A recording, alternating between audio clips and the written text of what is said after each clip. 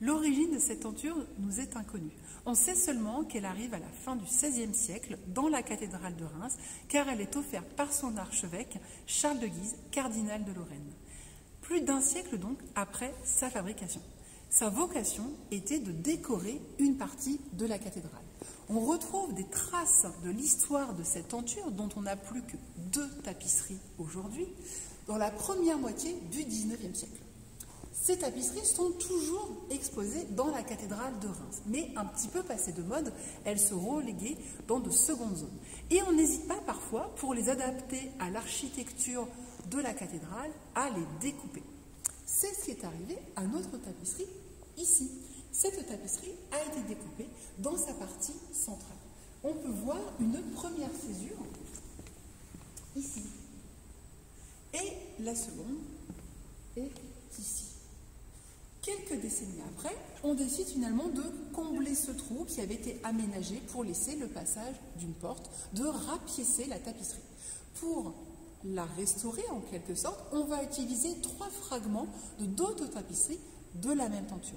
C'est pourquoi quand on regarde cette tapisserie, nous ne sommes pas choqués au premier coup d'œil, puisqu'en fait une certaine homogénéité au niveau du style est conservée. En revanche, l'unité narrative est complètement perdue.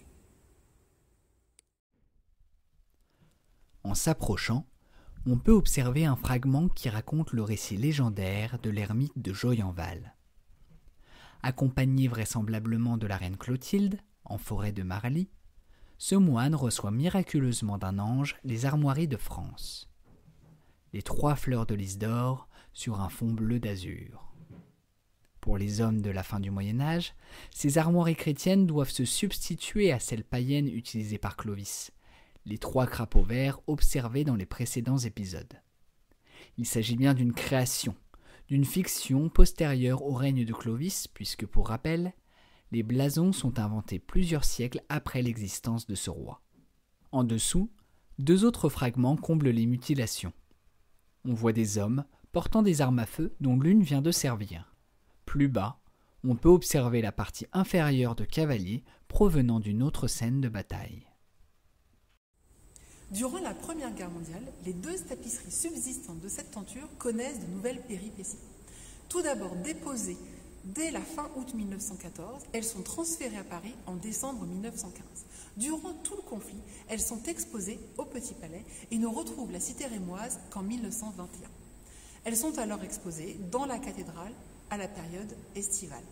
Elles arrivent au Palais du Thau, dans cette salle du festin, pour son ouverture au public en 1972.